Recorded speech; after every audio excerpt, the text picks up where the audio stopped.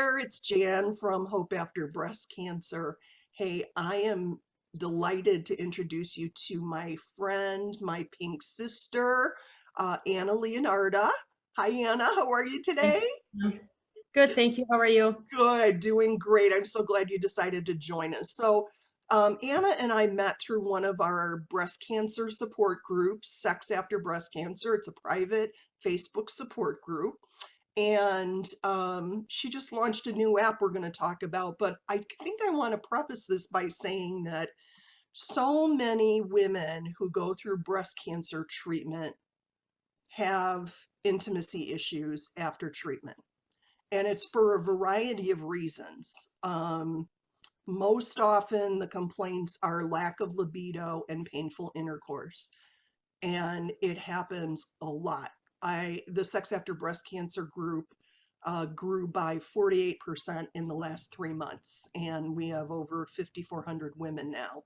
And it doesn't seem like it's going to stop, because as more and more people know about it, more and more women know about it, they just come in there because we're dedicated to finding answers to these issues that they're facing. Um, the issues come around from breast cancer because they go through hormonal changes. They're sometimes they could be 30 years old and they go through medically induced menopause. If you're like me, I went through menopause while I was going through treatment, natural chronological menopause, I'll call it. And that lack of hormones is a real doozy, man. That really messes with you. Any woman that's gone through menopause understands that, but these younger women, my heart breaks for them because of that. The other thing is, if you've had a mastectomy, I don't mean to be graphic about this, but the reality is that the amputation of your breasts can really impact your intimate life because they may have been one of your erogenous zones. And so then that messes with you in a whole bunch of different ways too. So there's the kind of the preface of why we're talking to Anna today. So Anna, you just launched a new app. Can you tell us a little bit about it? Sure. So there's a lot of apps out there, dating apps, as people know, some people know, and a lot of them, the sex is a primary factor in dating. And with people that do have sexual limitations, like myself, I actually have vaginismus.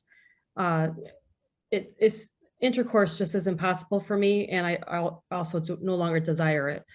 And with Entwine, which is the name of the dating app, it takes the sexual limitations out of dating. So basically, if somebody has, maybe a man has erectile dysfunction, or a woman has lack of libido, vaginal dryness, a lot of painful intercourse, they just don't, they rather do it without intercourse. And Right. They'd so, probably rather do without dating, right? They right. probably Yeah. they don't want to go on a regular dating app because then, goodness, how would you I just try to think about how would you go about being on a dating app, meeting a guy that you really like, and then the subject of sex comes up in some way and you have to go, "Oh, sorry, time out." I mean, Right. that's awful, right? So It yeah. is. Yeah. So, and I've never been in the dating scene. I was married for 20 years, and then I ended up getting divorced. And then I thought, okay, I know I have this issue. I can't have intercourse. I don't want intercourse. How am I going to go on a date and, or go on and use those traditional dating apps when it's all like, everybody wants sex on it. Well, most people do, or eventually they would like to have sex or intercourse. And I thought, I can't, you know what? I'm just going to stay single because, I don't want to be embarrassed. I don't want to be rejected. A guy's not going to understand. I've already talked, even the guys that I did would meet, they're like, oh, I need sex. I'm like, I Right. get, and so I thought, well, I can't go on a Tinder. I can't go on a Bumble. I go, what do guys do that have erectile dysfunction? I mean, that has to be embarrassing. So I started learning from some of my friends that they would go on dating sites and they would meet somebody, a guy, and then eventually, like 2 dates in, he's like, by the way, I have erectile dysfunction. I had prostate cancer, whatever the reason is, Right. the prostate medication. Uh, and the women, they don't, it's not okay for them. And I Hmm. get it, so I thought, well, how embarrassing and how heartbreaking it is for these guys that they don't know when to tell the people that they're going to go meet or be on a date with, to say, hey, by the way, I have this issue. You know, when do you bring it up? It's like, so basically Entwine takes that uncomfortable conversation off. It's right away, it's cards are on the table right away. You know that intercourse will not happen, and it creates a safe environment for individuals that have the same or similar sexual limitations, so they don't have to feel like they have to be rejected or embarrassed when they have to say what. No, I think that's so great, girl. Honestly, I really do. And um, I want to take a step back. And vaginismus is something that you had prior to cancer. That's the other thing I wanted to mention. Some women in their lives just have. You had endometriosis. You had vaginismus diagnosed. So some of these things also start limiting your ability to have intercourse, and certainly pleasurable intercourse. And so women may have walked into breast cancer with those issues, right? So Right. that, then it gets, maybe they get the double whammy, which is not great, right? So, Right. okay, so you mentioned, I know that since you've developed this app, you've done so much research and everything. So what other kinds of conditions might somebody have that would use an app like Entwine? Well, some people might, I mean, like myself, I had endometriosis, I had vaginismus, I didn't have cancer yet. And then when I did have cancer, things got even worse. There's also things that, such as medications that can cause sexual Mm, limitations, for antidepressive medication that can cause lack of libido. There's also PTSD, there's diabetes, cardiac conditions. And I just didn't realize there were so many different, I didn't realize diabetes was an issue where men can have erectile dysfunction, but I guess, it is. And, right. and, it just can range from 18 years old to, to the 90s, because Hmm. of a condition that they may have, they have erectile dysfunction. It could be sexual trauma. There's just so many different. Oh, right. Abuse too, right? Yeah, right. I hadn't even thought about that. So yeah. So there's a lot of reasons. So people may not want to have intercourse, but they want intimacy, right? Mhm. So how do you look at that from the dating perspective? I think that intimacy, it doesn't have to have intercourse. So there's other methods or other forms of intimacy, which such as hugging, kissing, touching, holding hands, even long conversations.